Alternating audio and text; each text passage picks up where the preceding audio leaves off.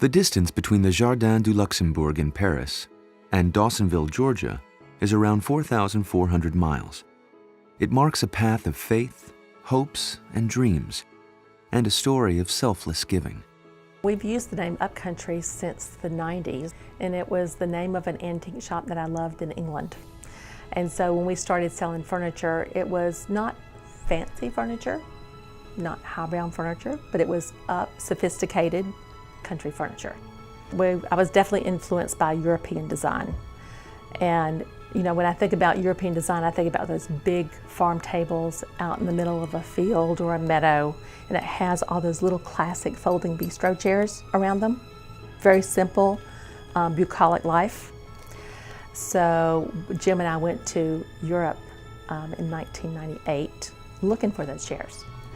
The first few years, it was a battle to get the American mindset to receive and understand this really small folding bistro chair. There wasn't as much outside seating in '99 as there is now. It's been a very gradual increase. Now the public loves it. You know, we are in so many public spaces around the United States because we have seen such a transformation in cities when there's been a move away from the big park bench where people are just lined up and you have to turn your head to talk to someone. There's lots of research and lots of studies done that when you have movable furniture, people stay. People stay in the city.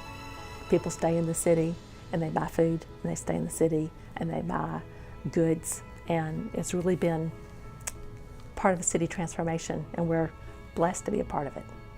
Early on, risk and courage were constant adversaries.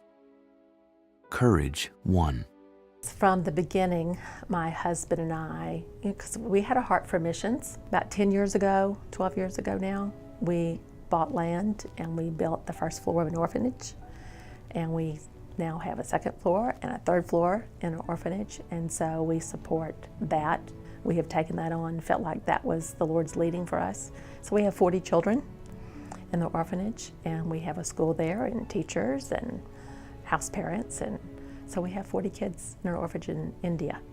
Probably the most satisfying outside of product part of the business for me is that I get to be a part of creating an environment where people can do more of what they're called to do and find out who they are and find out what they're good at doing. That's really what makes me the happiest.